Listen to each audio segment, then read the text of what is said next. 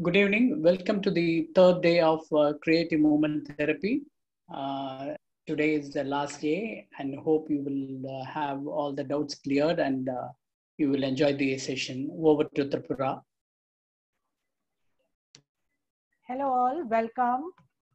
And Krishnam, can you please remove that screen sharing so that I can get a full grid view of everyone? Yeah, thank you.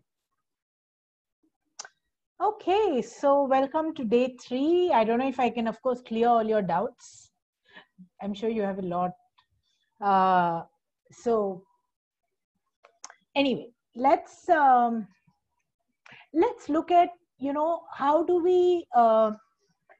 we create goals and objectives, for the groups that we work with. Of course, each individual who comes to you has a different goal, a reason for coming to you, but there are also, say, for example, special children or, adolescents who probably are sent to the sessions, and so in that sense, you also create your own goals for a particular group. Okay, so what I've done is, when you study the needs and issues of a group, I've kind of put these goals into 4 baskets. The first basket is a physical basket. The second one is mental or cognitive. The third one is emotional, and the fourth one is social. So the physical objectives are all to do with the physicality of the body. Okay. For example, if there is no body coordination, that could become an objective. So body coordination, body awareness, also the fact of whether you're aware of your body when you're moving, like the exercise that we did yesterday. And also maybe to increase physical strength and stamina. So anything to do with the physicality of the body comes under the physical goals. Okay, even body flexibility, gross motor skills, fine motor skills, imitation skills, anything to do with the body, the physical behavior of the body. The second basket is the mental / cognitive goals. Like, for example, getting people to memorize something, where you need your intelligence, to concentrate on something, to be alert when something is being taught. Are you alert enough to respond? Also spatial awareness, which is my right, which is my left, which is front, which is back, up, down, a sense of spatial. So these are all cognitive goals. Okay. The third one is social goals, the ability to be aware of other people in the group. So sometimes I find some people are very good individually. They do things on their own, but they're not able to coordinate in a group. So there's a lack of group awareness as well as coordination. Okay. And also things like, eye contact. They're not able to make eye contact, or they're not able to trust the other people in the group. So all this adaptability to a group, everything comes under social skills. Okay. The last one is emotional goals. Emotional goals is about building emotional intelligence. Are you aware of what you're feeling right now? Right? Can you understand what you're feeling? Do you know the difference between different emotions, whether it's anger or sadness or fear? Can you make out what is what? And once you've understood it, can you acknowledge that you're feeling something? Can you acknowledge, yes, I'm feeling angry? And also, can you express it? So all this comes under emotional intelligence. So we have activities that kind of help you to emotionally become much more cognizant about yourself, and also not only your emotions, but also accepting other people's emotions. Accepting that someone is sad, or accepting that someone is angry. So all this is emotion. So like this, we have different goals in our mind when we work with a group. Okay. So, and these goals kind of pop out for you when you're working with a group for some time. Like, for example, a hyperactive group of children may have a lack of attention span, may have a lack of imitation skill, may have a lack of eye contact. They might be not be able to be in the here and now. They have a lot of motor restlessness. So you see, there are some goals that are kind of typical to a certain group. Okay. And so that's how I come up with all these goals. And there are many others. There are many, many more. But I just wanted to give you a sense of how these goals are bunched together in terms of physical, emotional, social, and cognitive. Yeah. And I think I talked to you about the 5 stages of working, right? Did we do the structure of a session? The 5 parts of a session? Did we do that yet? No. No? When usually in all my groups, when I ask a question, everyone look at their books to see what they've written. It's never in their minds. It's always in the book. So I find that really funny.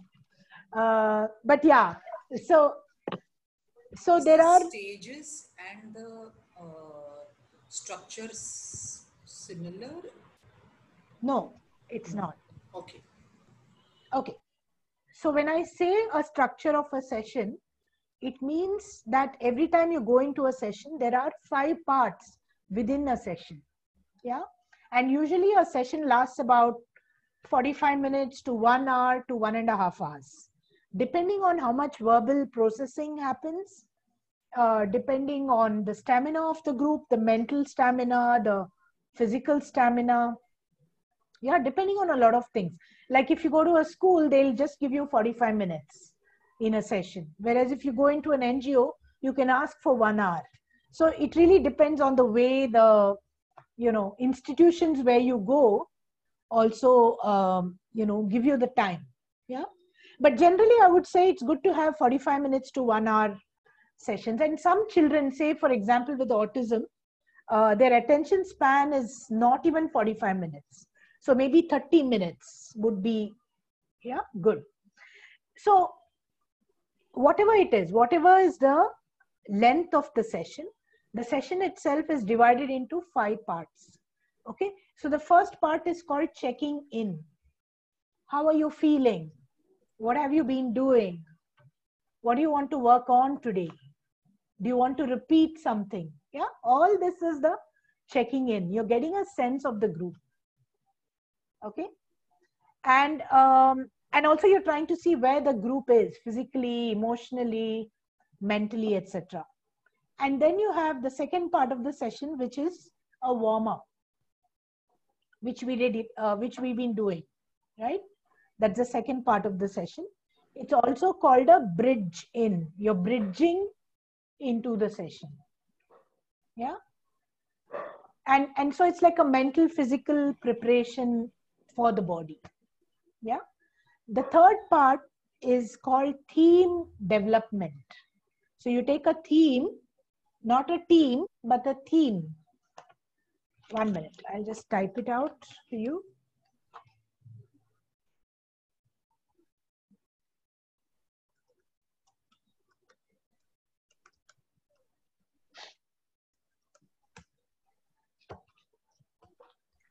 Okay, so it's called a theme development. And the idea is that you take a theme and you build movement activities around that. Yeah. For example, the theme of today's session might be, suppose it's a very passive group, very withdrawn. The theme for that particular session might be to increase their energy level. And so you might bring in storytelling, you might bring in rhythm, you might bring in movement props, anything to do to increase their energy level. So increasing energy level becomes the theme around which you build your activities. or that particular day it might just be storytelling is the theme. Yeah, so it can be anything. So your theme development is basically the short-term and the long-term goals of your session. Okay. The fourth part of the session is a cool down. Just like the way you, you know, warmed up the body, the same way you cool down the body, like we've been doing the Tai Chi exercise, based exercise, which is, you know, like breath and movement, basically. Yeah. So you're cooling down the body, you're slowing down the energy level. And the last part of the session is verbal processing or verbal reflection. Okay, asking children or adults, what did you feel? What did you think? What did you experience? Like we've been doing a little bit of it in every day. Yeah. And this verbal reflection can be between activities. It can also be at the end of the session. Okay. So these are the 5 parts of a session. Yeah. All right. Before we go to any movement, do you have any questions so far from what I did, from what I said? Session verbal reflection, na? Yeah, verbal reflection or verbal processing, whatever you want to call it. Yeah, go ahead, Geeta. Training, ma'am. Just in the theme development, we should see the client's mood and how they present in the day. So according to that, we should develop the theme, isn't it, ma'am? Yeah, yeah. Or there are times when you could go in with a prefabricated theme. Okay. Yeah. For example, today I have worked on maybe increasing the energy level of the group. That was my theme. But the next time I go there, maybe my theme will be emotions, to work on their emotions. Yeah. So it can also be prefabricated according to my assessment of the group. Okay. Or if you're working with individual clients, the theme can also pop out of the client. The client can say, okay, today I want to work on my anger or something. So that can become the theme of the session. Okay, ma'am. Shall we discuss in counseling, we are asking them, okay, tomorrow in next session, we will have this test, some for test we will have to find out your stress or anxiety, like that we will discuss, no ma'am? So like that, this theme also, shall we discuss with them? In next session, shall we have this activity, storytelling or this thing, like that? No, we don't do that. We don't say what's going to happen in the next session, no. It's usually so that day only we will do that. Whatever's. So basically, I believe that when you go into sessions, it's very important not to have too many goals in the session. Okay. So I call it one goal, one objective, and many activities. So today, my goal is only one thing: emotional expression. Next time I go, my goal is only trust building. Next time I go, my goal is only group awareness, because this helps you to actually assess the group better when you have one goal per session. And that's why it's so important to train, because each goal can have 5 activities. So you should know all the 5 activities for each goal. So if you're working with emotions, there are many activities, of course, but usually I use about 5 or 6 activities. So that's where the training comes in. Your movement activity basket enlarges. Yeah, and then you can use whatever you want from your basket. Okay. Thank you.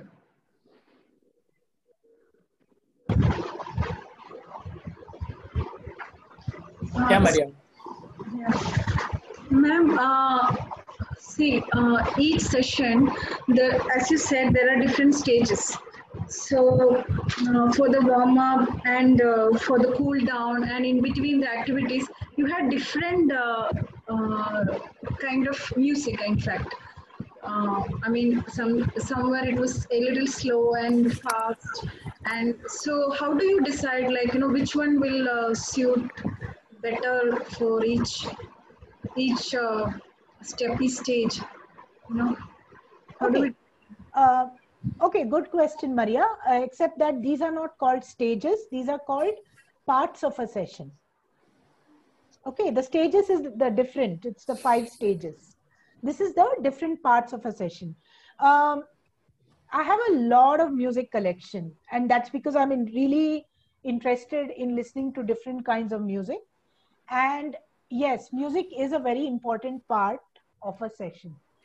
And the music changes according to the group. So if you're working with a group of children, your music is very different from when you're working with a group of adults.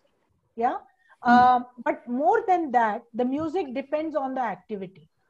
So for example, with the finger pencil, I played Eli Raja's music, How to Name It. Yeah, because I found the violin actually goes with the finger movement. Yeah, and the way, there is no way of learning what music to use. The only way you can do it is through experimentation. You take an activity, you play 5 different kinds of music for it, and you decide subjectively which music goes with that particular activity. So yes, it is a very subjective choosing actually. And so in the beginning, when I started out, I used to say finger pencil, so and so album, so and so track, or warm up, so and so album, so and so track. So I used to actually write it down. But this also means you have to listen to world music, not just one kind of music. And usually I use a lot of instrumental music. So if the activity is fast, I use rhythmic music. If the activity is slow, I use melodic music without a rhythm. Yeah. So the music you use is dependent on the activity that you're doing. And of course, on the group also. Like sometimes when you work with adolescents, they like popular music, cinematic music. Yeah. And sometimes I play instrumental music that goes with a particular song. I try to avoid lyrics because lyrics tend to dominate the session. When you play a Bollywood or a Tollywood piece of music, you're dancing to the music. Your own authentic movement is not coming out. Yeah. So yeah, music, it's a lot of work, basically. Ma'am, I want to ask you one more thing. Your book, My Body, My Wisdom, I'm just curious about it. Like, have you listed about activities, like, you know, we can make use of, you know, in our, you know, daily life? Yeah. There's a chapter on different activities, list of music. So I wrote that book because there was no literature on dance therapy in India. Yeah.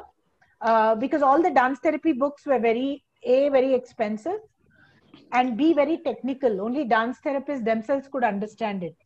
So I decided to write that book for people who are special educators or therapists or allied fields who wanted to know more about dance therapy. So I made it very simple and I wrote the book.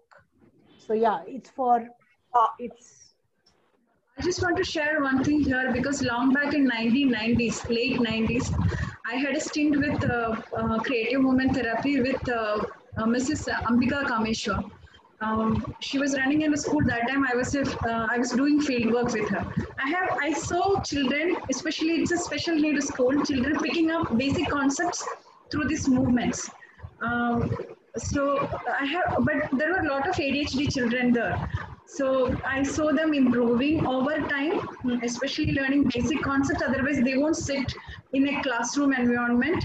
But with these movements, they were quite attracted to it. So when you talk about this planning the objective of one session, so for an ADHD child, that means should I concentrate more on his cognitive or mental thing, because already his physical activity, you know, that thing is already up. So we don't have to do much about his physical, you know, coordination or physical movements. So is it that I should focus more on his mental and cognitive aspect when I plan the goal of particular session? No, I think you should concentrate on everything. It's a holistic development of the child. So you need to concentrate on all the areas. Yeah, I'll come to that. I'll tell you why a little later. Okay, let's do some movement. So what I'd like you to do is a very simple exercise. I just want you to keep walking in your space and with the music on. Yeah, and when I stop the music, I'll say a particular body part and I want you to move that body part. So it's like a walking warm up. Okay, all right, so let's go.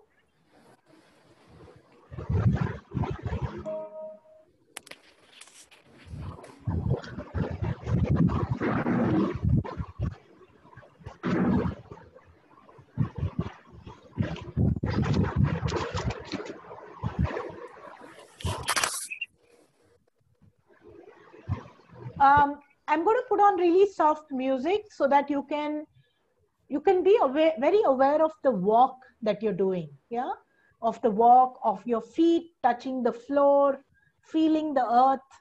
Yeah, so you can walk in any direction you want, but when I stop the music, you stay wherever you are and move that part of the body that I asked you to move. Okay, okay, begin to walk any direction.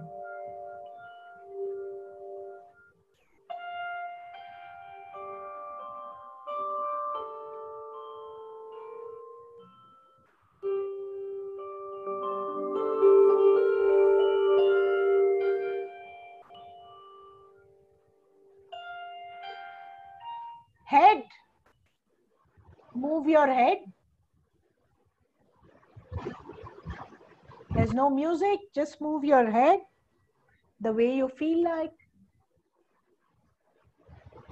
And this time observe how your head is feeling. Is it heavy? Is it light? Sita, you got to stop moving. Sita, Geeta, Archa, stop moving. Just move your head, that's all. Don't walk.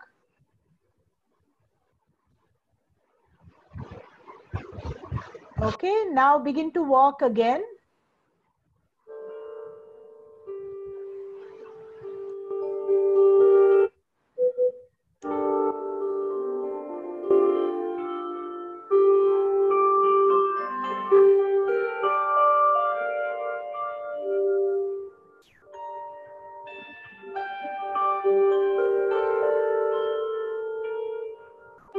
Shoulders. So it's a kind of a body scan. Move your shoulders, get a sense of what are the tensions you're holding. Yeah. What are the sensations in your shoulders? Are they flexible? Are they rigid?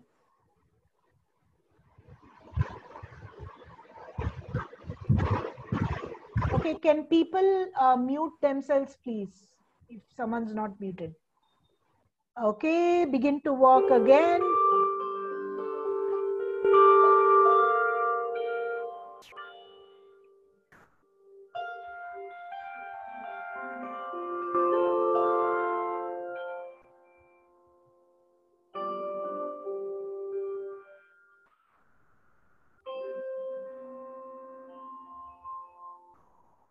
Okay, move your whole hand, move your whole arm. Yeah, move your whole arm. Again, be aware of what your hands are feeling. Are they tired? Are they happy? Are they relaxed? So you're kind of scanning each part of the body through this. Yeah. Because the body holds a lot of tensions in different parts. Okay, begin to move.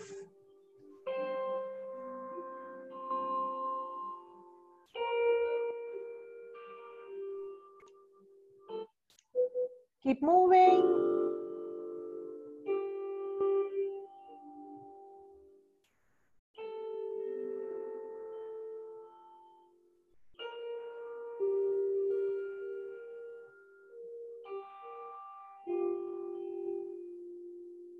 And now move just your upper part of the body, okay?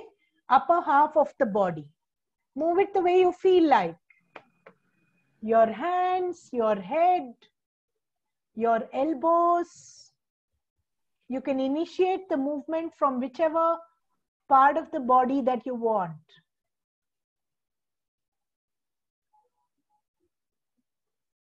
And again, be aware of what you're feeling in the upper part of your body.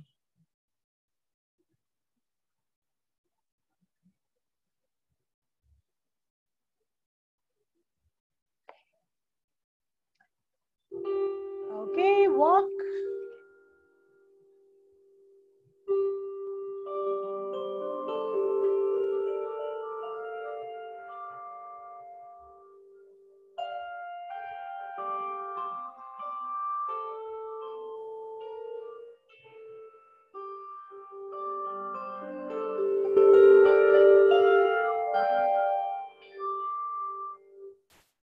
Okay, this time your hips, move your hips the way you feel like moving.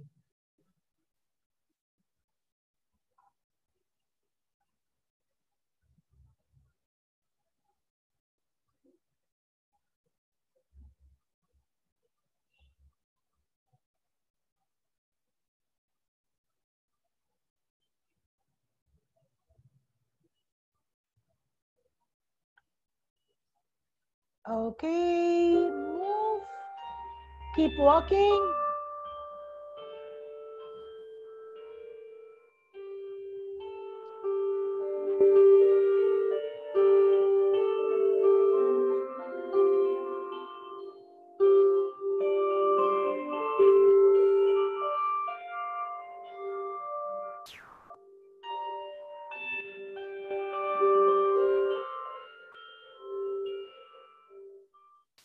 Go onto your knees, find different ways of moving your knees.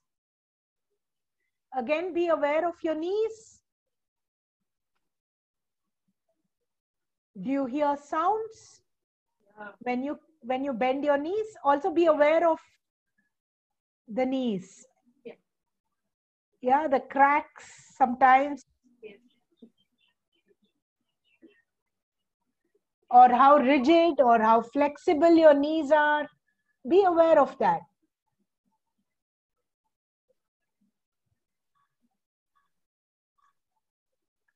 And then walk again.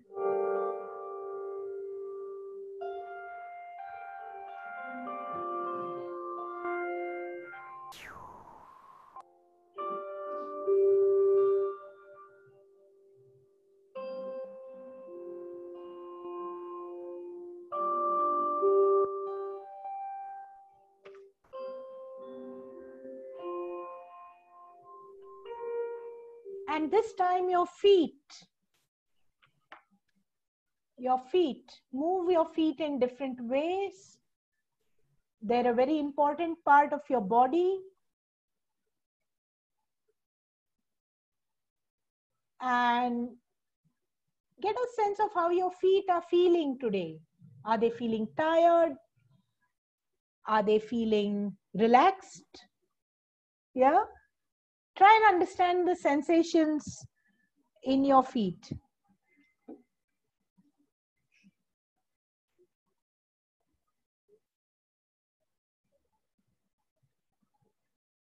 Keep walking.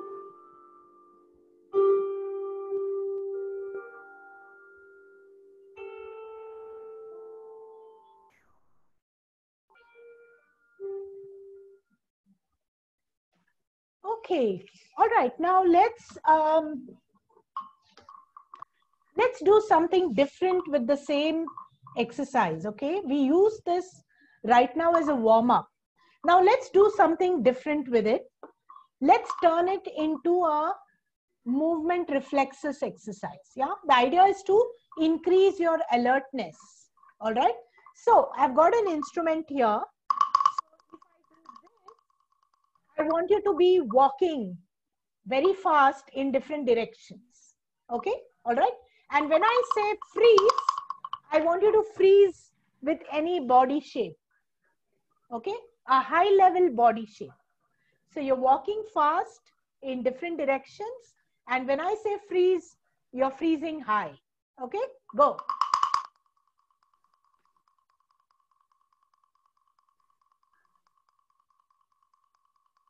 Freeze.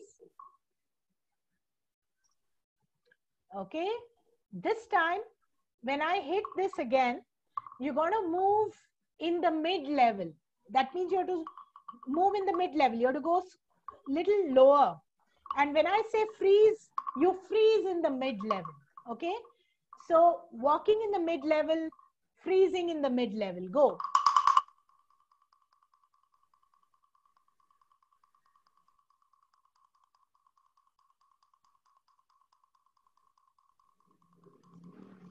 Freeze. Mid level. Okay, this time you're going to move backwards. You're going to walk backwards. Okay, and when I say freeze, you're freezing in the low level. All right, near the floor. So you're walking backwards and you're freezing low level. All right, go.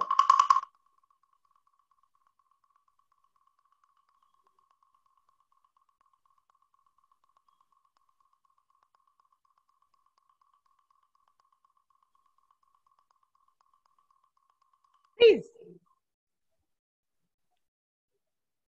Very good. And now you're going to move in the low level. I can't see you, which is okay.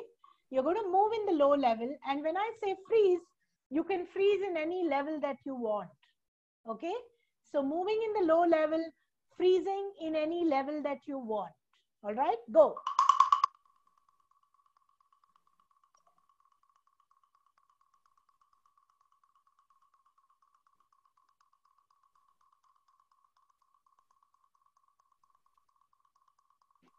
Freeze.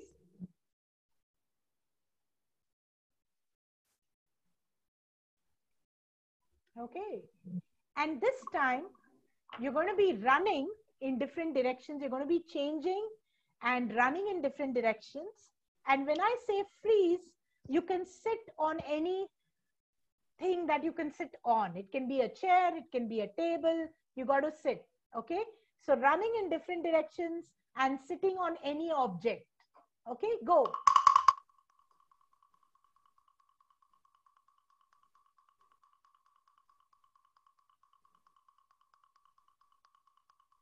Freeze.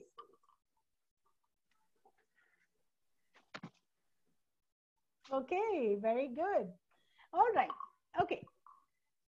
So come back to your places.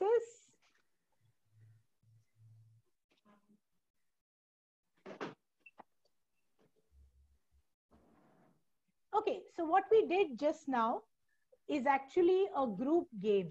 Okay, but I modified it to kind of suit the Zoom screen. Yeah. So it's called walking in a maze, where the group is all walking in different directions without bumping into each other. Yeah, the idea is that. So through this game, when you're in a group and you're doing it, you know, going in different directions without bumping into each other, your reflexes come in. You have to change directions very quickly in space. Yeah. And it also helps you to become aware of the group, right? That is called group awareness. You become more aware of the group that you're working with. Okay. And the reason I asked you to freeze is, especially when children are hyperactive or the energy is very high, you can't tell children to sit down. They won't do it. Okay. But what you can do is, through this game, you're actually controlling, you're actually tuning down their hyperactivity. So when you're saying freeze, you're freezing their hyperactivity through a game. And they get used to being still, at least for those few seconds. And then you can say, okay, I'm going to ask you to freeze. I'm going to count up to 10. And you should be frozen for those 10 beats. Yeah, you see what I'm trying to do? We are not trying to control children by, you know, by telling them to stop, but we're doing it through a game. And so children learn when to stop, when to pause their hyperactivity. And they also, the energy is also coming out. The surplus energy in the body is also coming out because they're walking in different ways. They're running, they're going backwards. There's a lot of movement. Yeah. So this is called walking in a maze. All right. So we started with a warm-up. We went in different directions, and that was a body scan activity. We were paying attention to each part of the body and how each part is feeling, basically. Yeah. It's also a kind of body awareness, body scan, right? So one of the questions that Mariam asked me was,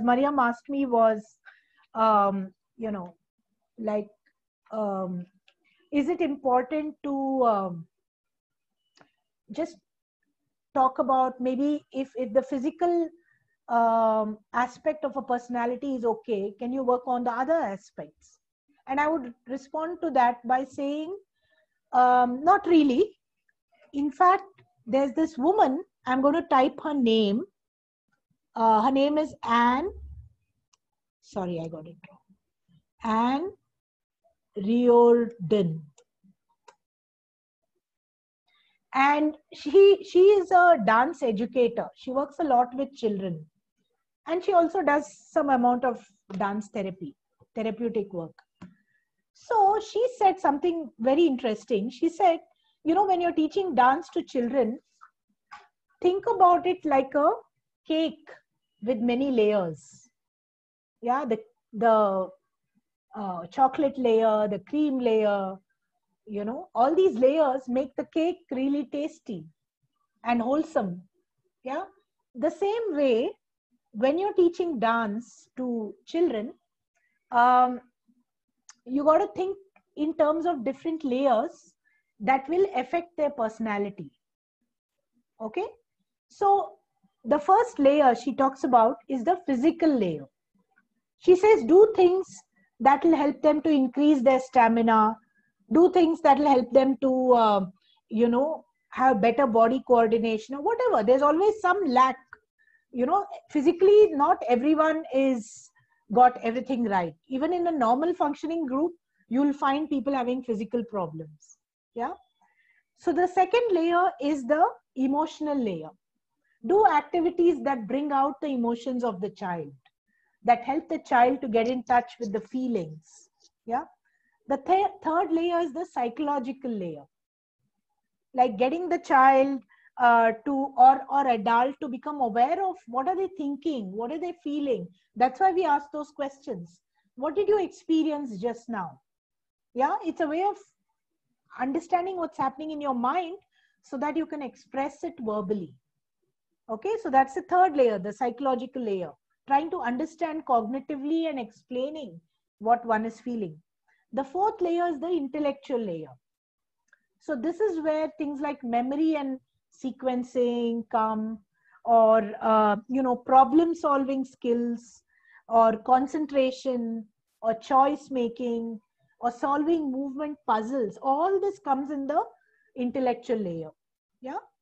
And the next layer is the social layer, like the group awareness, yeah, acceptance of each other in the group, adaptability to the group, etc.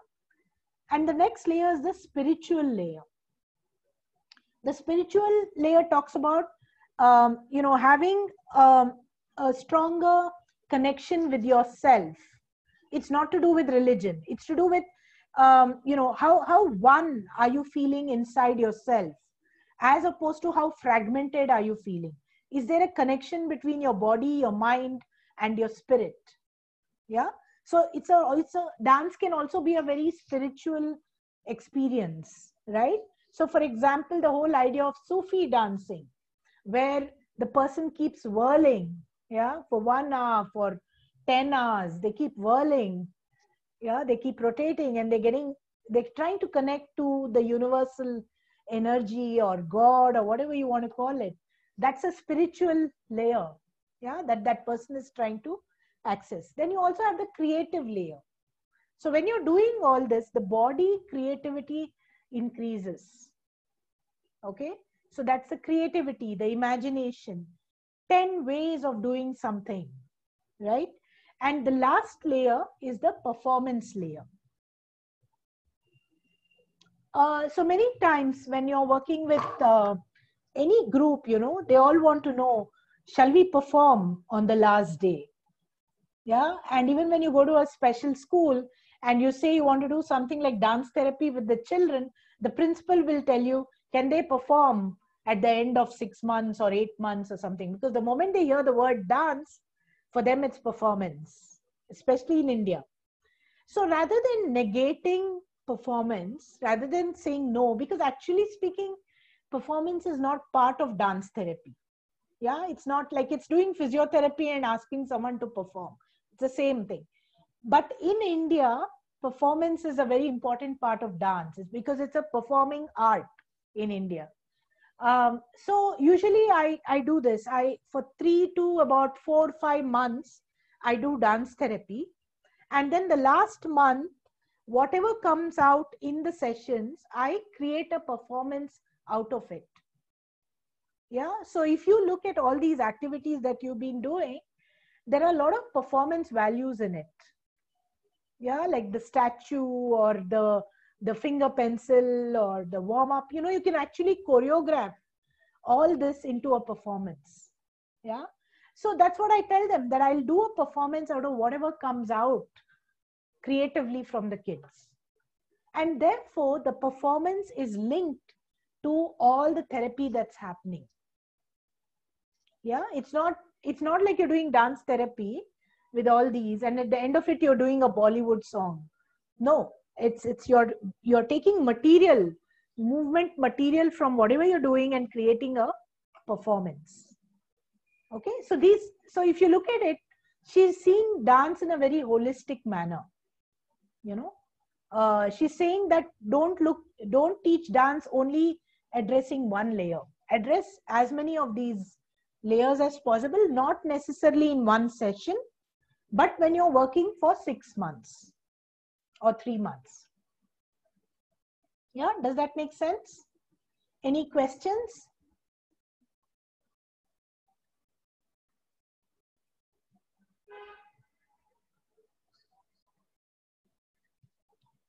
Any questions so far? You okay? Everything's understood? Ma'am?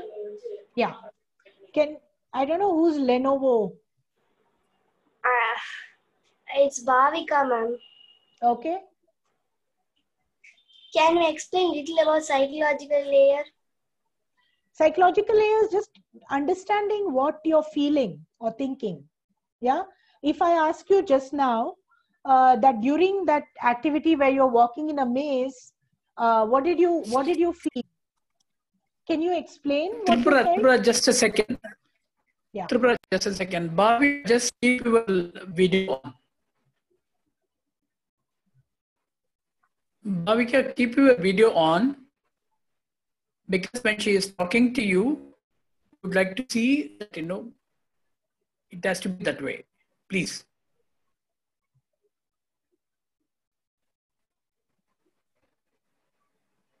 Okay, maybe I can explain it to the others also. Psychological layer is an understanding of articulating what you're feeling or thinking. Yeah, it's very simple. So that's why there's something called verbal reflection, because the verbal reflection helps the therapist to understand what's happening in the group. Yeah, while they are talking about their experience of something. Okay, that's the psychological layer.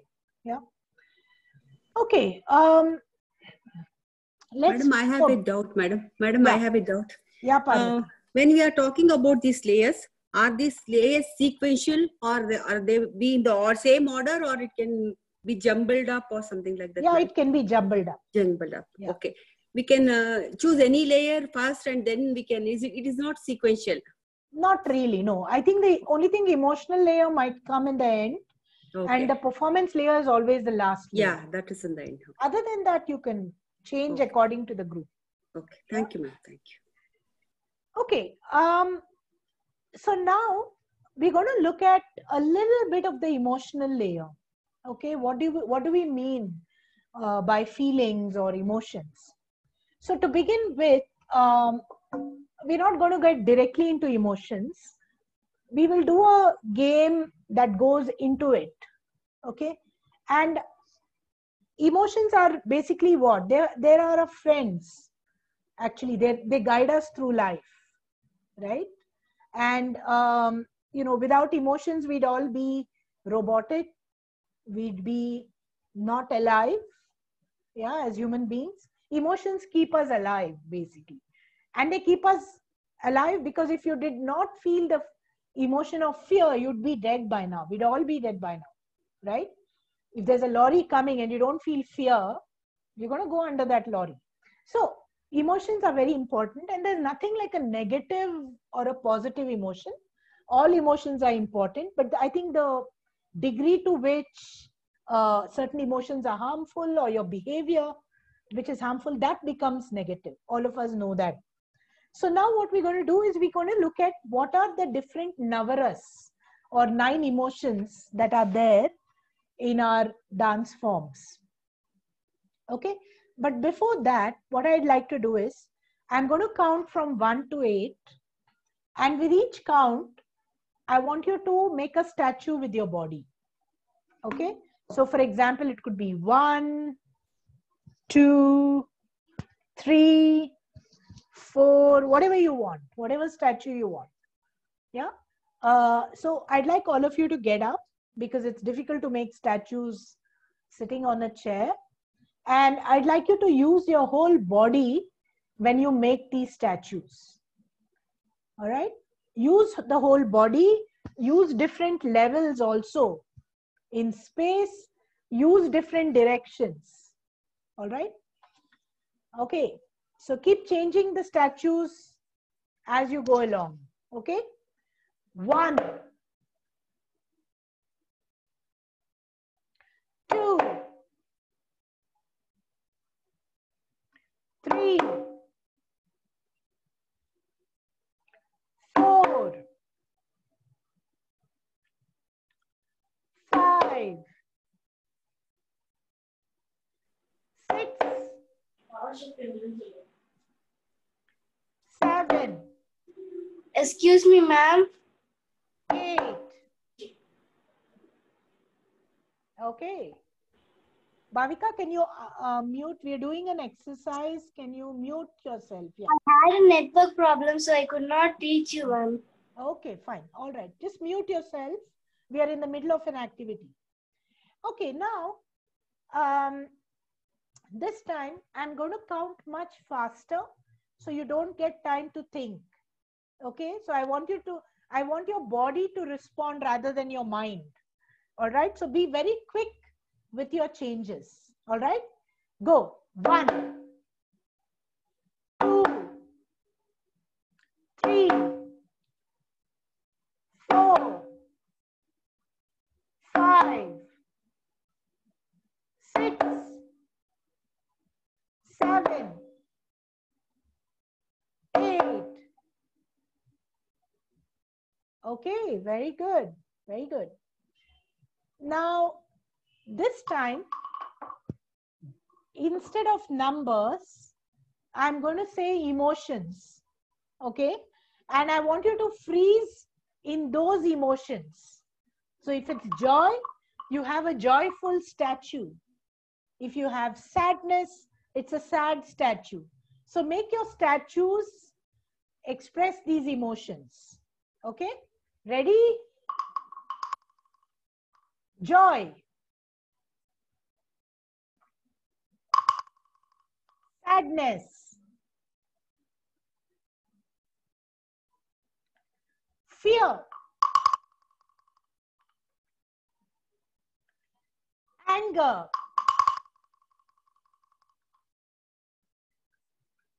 Surprise. Love. Disgust.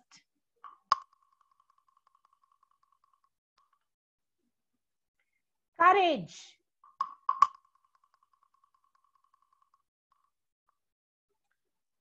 Shame.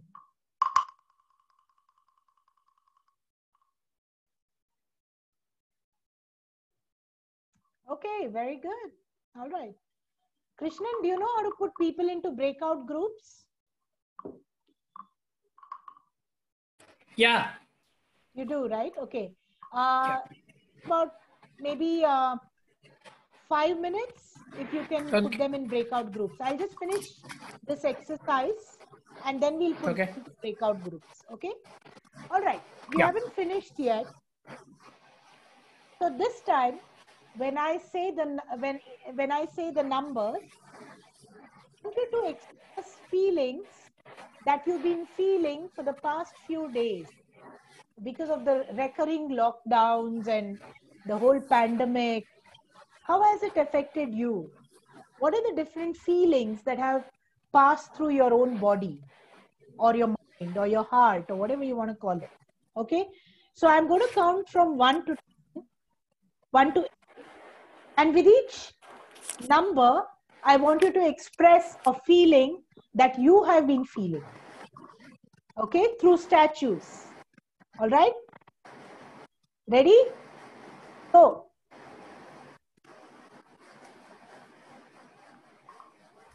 1.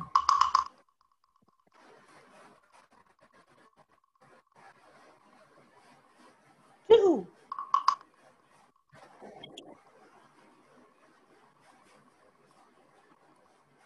3.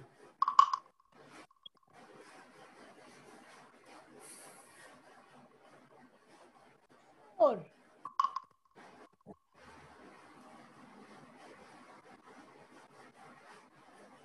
5.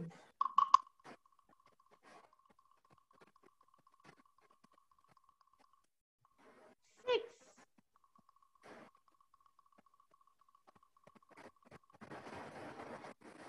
7.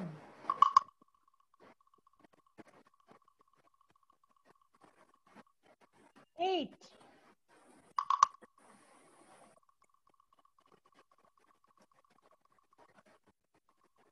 Okay, very good. Very good. Now, what all of you are going to do is Krishnan is going to put you in different breakout groups of maybe 4 people each. 3. 3. Okay, 4. 4. 3 would be better, I think. 4 would be better because it will also save time. Otherwise, it takes long time to watch. So you'll be put in breakout groups and there will be 4 people in each group. All of you have to talk about what are the feelings that you've been feeling, just like we did just now for the past days. I want you to talk to each other and I want you to come up with a collective dance with each other. Yeah. So if everyone's feeling angry, and you do it through movement this time, not sculpture. Okay. So you're going to use collective movement to express what you've been feeling for the past few days. Okay. And it's collective. Yeah. All right. Any questions before we break up? And then when you come back, each group will be showing us what they put together. So it's like a small choreography of feelings that you've been feeling for the past few days. It's also called a dance study. Okay, it's like a small performance of what you've been feeling. Okay, and all of you can do the same movement at the same time so that it's easier to choreograph the dance. Yeah. Okay, any questions before we break out? I think can you re-instruct and let us put it as 4 minutes or whatever, 4 or 5 minutes, and you can give the instructions again in a short, because somebody asked, she couldn't hear, so I think maybe because of that we can give one more time instructions. Okay. So you'll be put into breakout groups, and Krishnan, maybe they can be in the groups for about 12 minutes. Yeah, maybe maybe 10 to 12 minutes. So you have to quickly come up with a dance together a movement dance where you're expressing all your feelings that you've been feeling for the past few days. So it's like a small choreography of your feelings through movement, through collective movement. Is that clear? Yeah. Okay. Let's not waste time. Let's get into groups.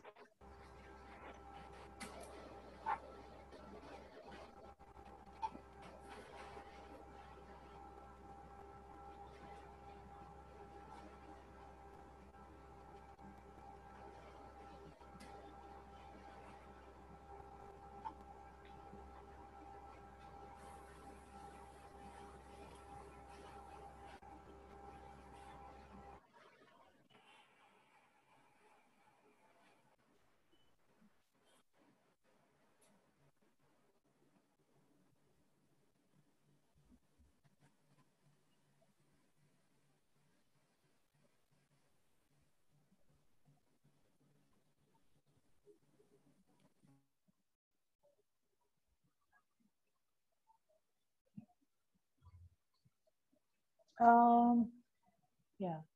Surya Nivasini also needs to go. Okay. All right. So everyone's in their breakout rooms.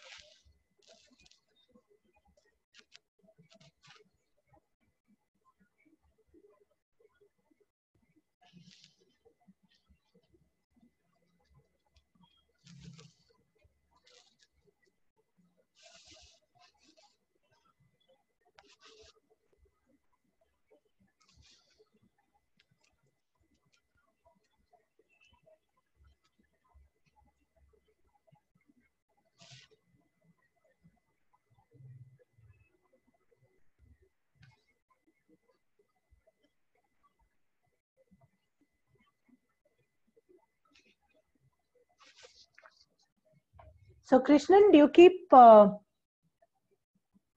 organizing these kind of things every day, or how are you doing?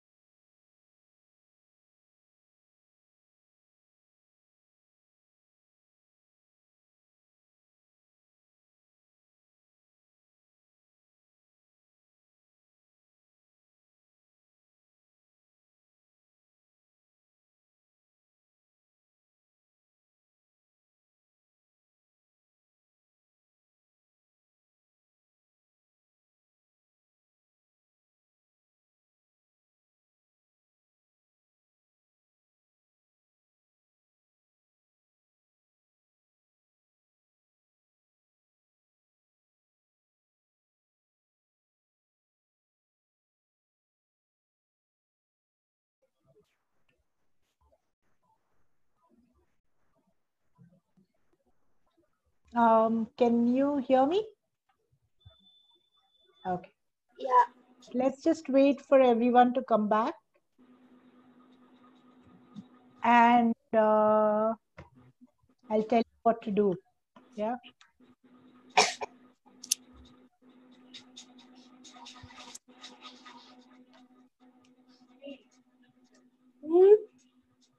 Yes.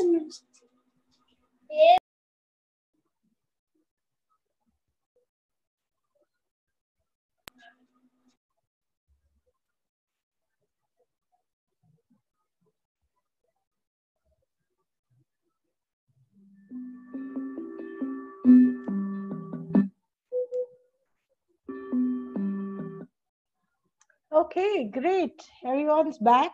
And let's see what all of you have done. Okay. So, Krishnan, can you just, so what we're going to do is only group 1 will be showing us what they've done, and all the others will be closing their cameras. Yeah. So that we can see just the group 1 doing it. Yeah. Can we do that? So let's all close our cameras and only group 1 show us what you've done. Okay, you can stand up and show us what you've done. I'll put on music. Okay. Ma'am, who is group 1? I don't know, Krishnan.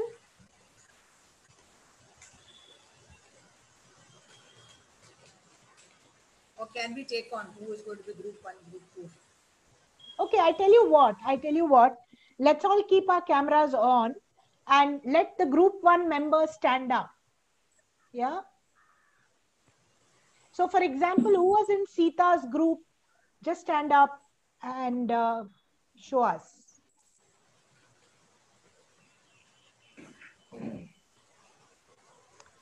Okay, are we ready? Let's go. Let's go.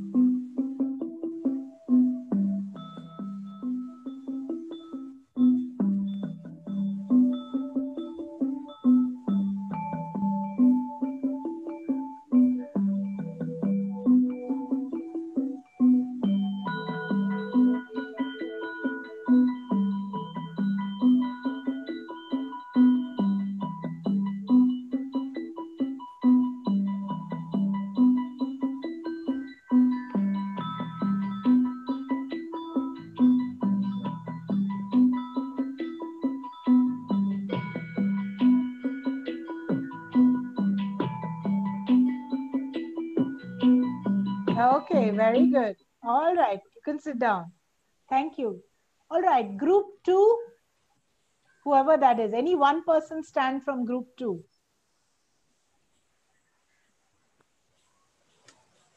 Okay, okay. Archa's group.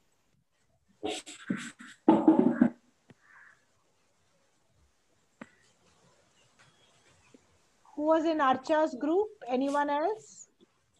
Okay, 3 of you. All right, let's go.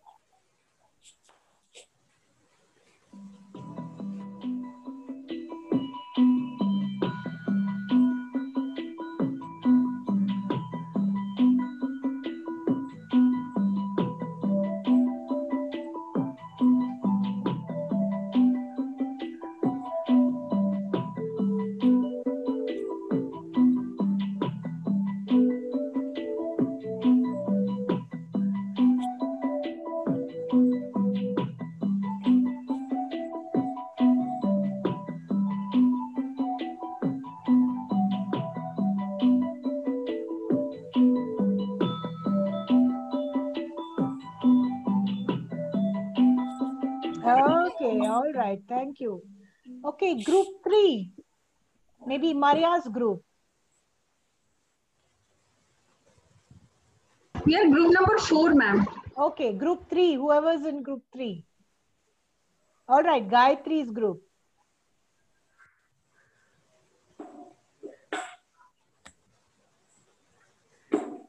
Okay, are we ready? All right, let's go.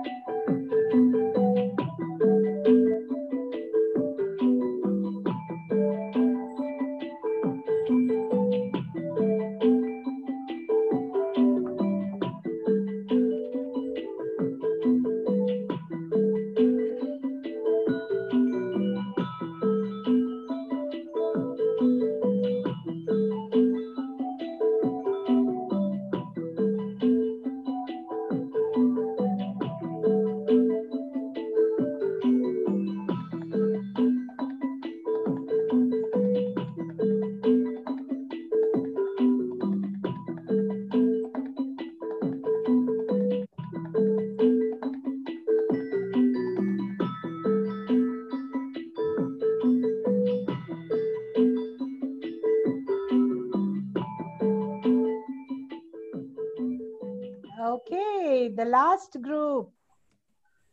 Let's go. The last group. Fourth group. Marias. Ma'am, I was in group 3, but I couldn't see my group members. I missed out. Okay, all right. Okay, all right. Doesn't matter. Just let's go. Okay. Are we ready?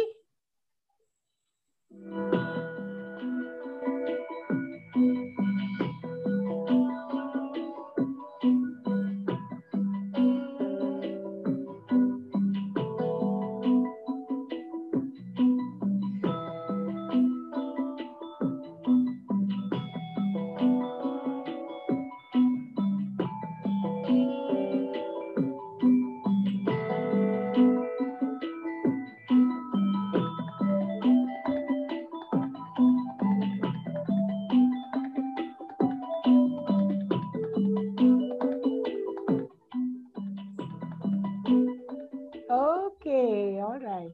Okay. So I know Zoom has its limitations, but this is the way you can slowly go from a general emotion to a more personal one. Yeah, that was the idea. How do you go from something that's very general, something that's 9 emotions which are available, but how do you relate emotions to your own life, to what you've been going through? So we use these kind of exercises in movement therapy to help people to kind of, like you had a talk in the discussion room, in the breakout room, you spoke to each other. So there's a lot of verbal reflection going on, and then you physicalize all those emotions through the body. Okay. And sometimes for children, you can also say, think of a story with many emotions in it. Yeah. So children can also come up with stories with emotions. So I usually, in a proper studio space, this activity is very exciting because you actually humanly engage with each other, you talk to each other, and space is much more multidimensional. It's not flat the way it is right now. So it's a lot more exciting to watch. But I think you all did a good job. I kind of understood what all of you were trying to express. It was all very clear to me. So thank you very much for that participation. Yeah. Okay. The last thing that I'd like to do before I open it out to question and answers is let's use the namaskar. Okay. I'd like to use the namaskar as a way of sending out gratitude to everything that we have available for us. So think of all the things in your life right now at this point that you have. Okay, think about them and let the namaskar express gratitude for everything that you have. So the namaskar can move up, it can move down, it can go round. You can let the namaskar go wherever it wants to. But the whole idea is not just moving it, but moving it to express your gratitude. And while you're moving it, think of all the things, your gratitude that you feel grateful for. Think about it. Yeah, you're doing this. All right. Okay. So you can sit in your places and do it. Yeah. You can sit in your places.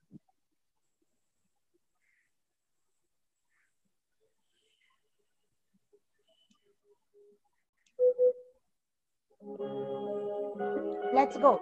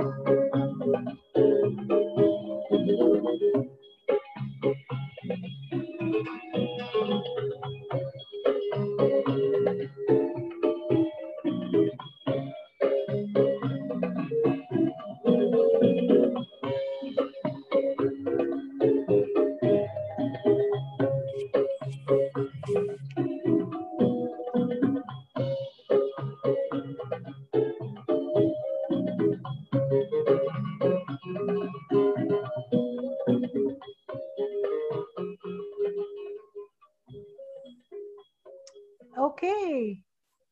Maybe 2-3 people can share what they felt grateful for, so that all of us are part of the gratitude day.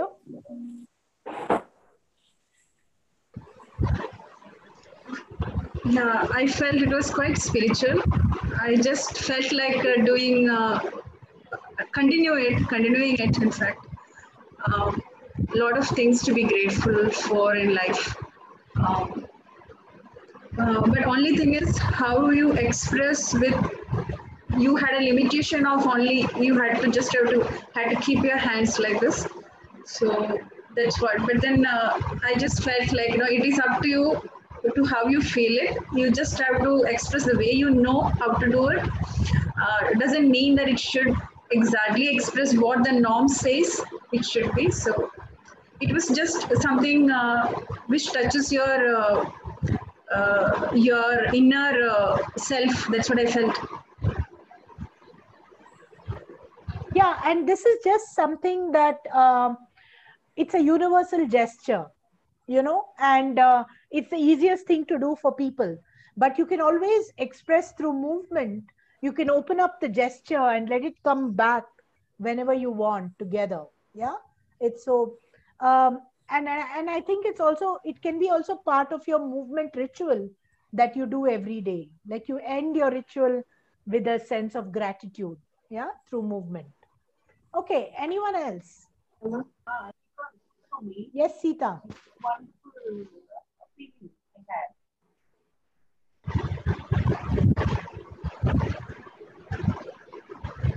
Gratitude to the Almighty for keeping me and my family closest kith and kin safe during this time.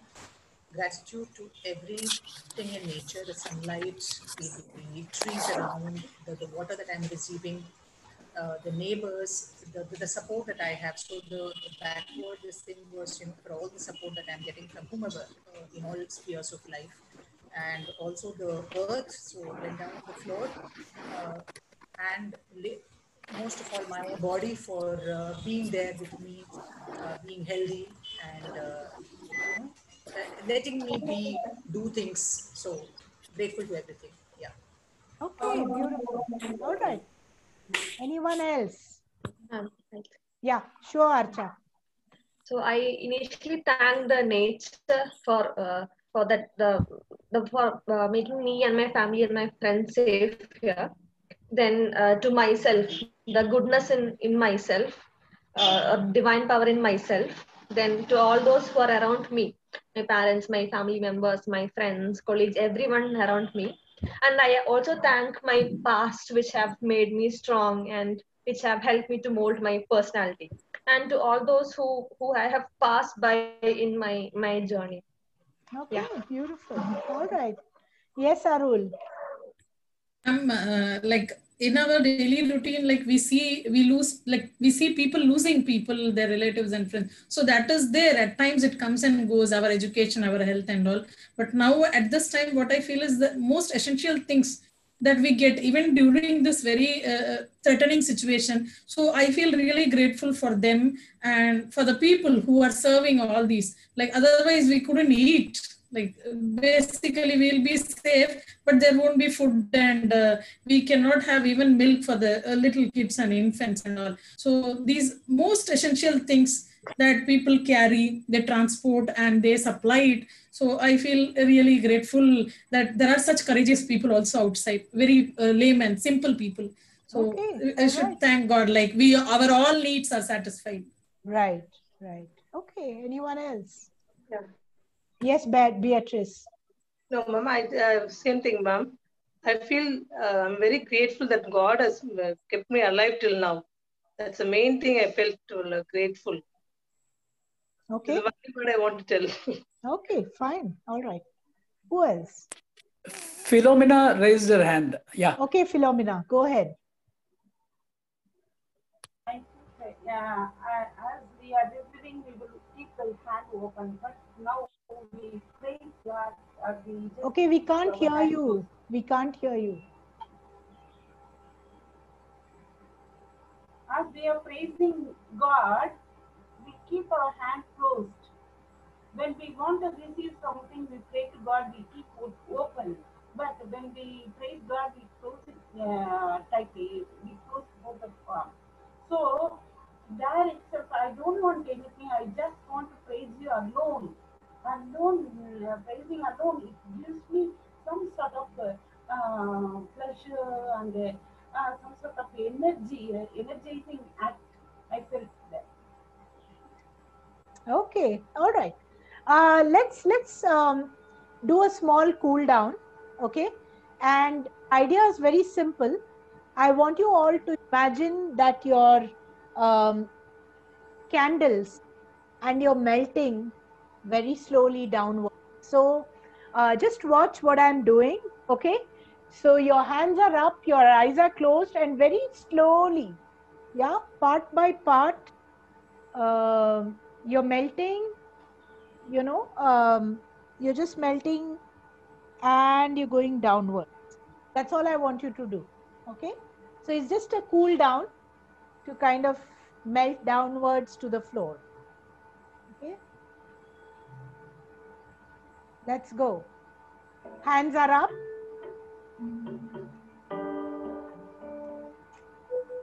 Go ahead.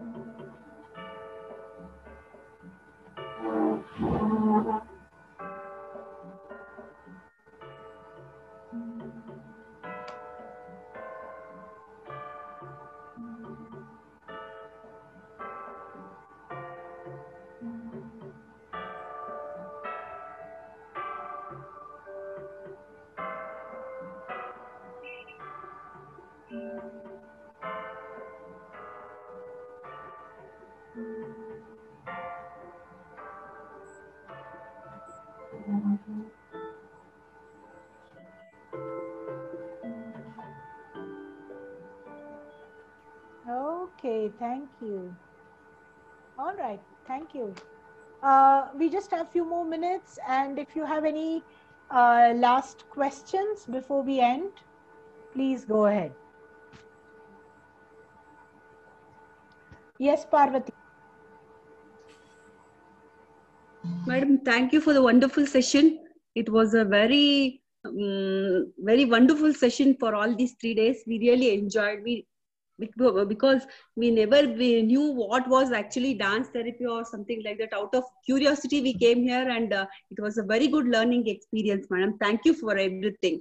My question is, before we heal others, when we talk about ourselves, whatever moments you have taught for the past 3 days, can we use it for releasing our stress and whatever anxiety we had before experimenting on others? Can we do this on ourselves? Yeah, I mean, I think that's why we are doing these kind of workshops actually. Yeah. For you to realize that, for all of us to realize that we need to work on our own selves before we work with other people. I think that's very important. And a lot of people, like I've been talking for the past 2 days, you know, all of us have needs and issues because we're also human. Though we are therapists and counselors, we have our own needs and issues, perhaps the same needs and issues that our clients are also undergoing. Yeah. So I think it's very important to develop a daily ritual of movement to work on ourselves before we actually take all these activities to outside other people in the world. Yeah, you're right about that. Yeah. And one more question, like, though it is a repetition, like I am really interested about the music which you are using, madam. They're very soulful and very soothing, and can you give some tips how to choose the music? Though it's a repetition, how to choose the music for the right moment, like for stress or for cooling down, or whatever you're doing, whatever you're taught us, some tips to use the music. Yeah, I think I told one thing that, it depends on the speed of the activity. If an activity like this cool down, it's very slow. So that therefore I used a harp music, very slow music. And if the activity is medium pace, then you use rhythms with a medium paced rhythm. And if you want fast, if you want the activity to have a very high energy level, then you use fast rhythmic music. So think of the speed of the activity, basically, that you're trying to achieve. And based on that, listen to different kinds of music and see which music goes with that activity. So it requires homework. It requires a lot of homework. Yeah. Can I Thank you, ma'am. Thank you. Yeah, Philomena.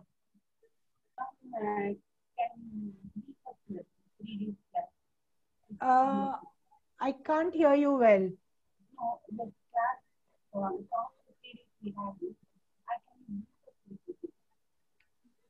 Okay, I can't hear you at all. Sorry. Can I ask Yeah, you? okay, Geeta, go ahead. And Philomena, if you can just chat it, put it on the chat box, your question. Yeah, go ahead, Geeta. First, I want to convey my thanks to you to make me dance. That means some movements without shy, with in front of everybody. So thank you very much for that. And really, we enjoyed a lot. Thank you for that, ma'am. Just I want to convey my thanks to you. Thank you very much. It was a wonderful session. Thank you. Thank you. Thank you. Can I ask something? Yeah. So about your certificate course, I'm sure there must be some stipulated number of hours, and there could be some internship or some kind of this thing. So how would, like under the circumstances, how would one Sita, distribute it? one moment. Sita, yeah. See, I will be sharing Tripura's number to all. Okay. Please ask her. You can call her up and you can send a mail and you can check. Okay. Let us talk about today's program. So so that it'll be better. Okay. And you can have a long chat.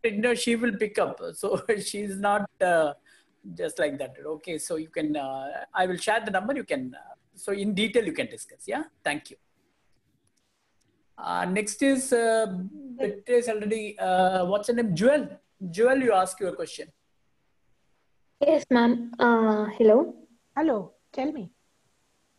Ma'am, can we do this moment therapy in panic attack? Yeah, I mean, it's been used where people have had panic attacks. And I think one of the best exercises is maybe movement and breath combined together, where you move and breathe at the same time. That's a very good exercise that people have used with people with panic attacks. And also, but there are many more. I'm just giving you one example.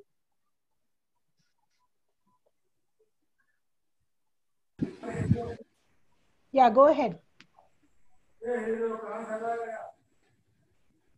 Hello? Yeah, go ahead. Hello, ma'am. Yes, go ahead. Okay, ma'am. In students like social withdrawal and all, they always will be submissive, and they will not project themselves towards others.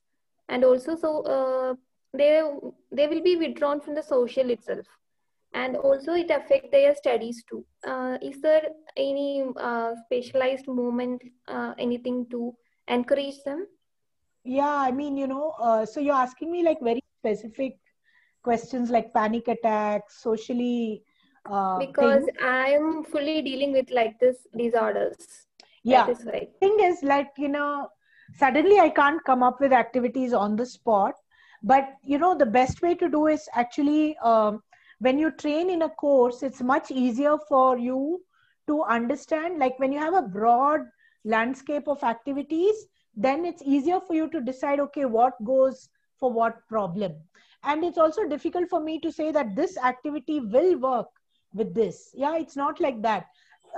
Certain activities work with certain groups, and with another group with same problem, it may not work. So you see what I'm saying? So, so we need to kind of train in it to understand which activity can be used and how it can be modified to suit a particular group or individual. Okay, ma'am. Thank you, and thank you, the Wellbeing Center, and also, ma'am, wonderful session. Thank you all. Ma'am, can I ask you one question? I think Beatrice, she was asking for a question. Beatrice. Yes, sir. Hello, Go ma'am. ahead. Go ahead. Yeah. No, ma'am. I just want to tell you, I'm very much interested in this dance therapy. Without stopping here, how can I further go for more dance therapy course, ma'am? Yeah. Okay. So a lot of people are asking that question. Krishnan, if you can just put that course flyer that I sent you as a screen sharing thing. Circulate it. Yeah. I will circulate it. I will share it. Fine. Yeah, another question, ma'am. Can you just give me a small recap for what we have done for the past 3 days, if you don't mind? No, I don't have time now because it's already 6:36. Okay. I need to go to another session. Achha, Maybe you can ask some of the group members here to do that. No, just from your mouth, I just want to hear. Okay. So sweet. All right. Okay, so let's stop here because I need to also move to another session. I just want to say thank you very much for your participation. Remember that a facilitator always comes with a structure, but you're the people who enrich that structure with the content, with the narrative. Yeah, so thank you very much for your participation, and wish you all the very best for the rest of the whatever's happening around us. Yeah, the trying times. Thank you, Krishnan, also for inviting me. Thanks a lot, Krishnan, and thank you, ma'am. Thank you, ma'am. Thank you so much. I should say, like, going to try at least a warm-up session with my kids. Like, you know, all wonderful. Thank you so much. Okay. Thank you very much, all the participants, and thank you, Tripura. It has been wonderful. And I never chased anybody like you. It's been, I think, I've been chasing you for the last 3 years.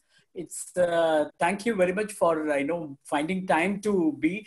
Thanks to COVID, it has given the opportunity. Otherwise, you had to come all the way from Delhi to Chennai and things like that. We will surely, there are lots of interest in having a live session. So we will plan that. We will definitely plan that. And I hope all the participants enjoyed. And we will be regarding the book also. I have already sent the email ID. You can get in touch with that. That's a wonderful book. It's like a textbook for Indian dance movement therapists.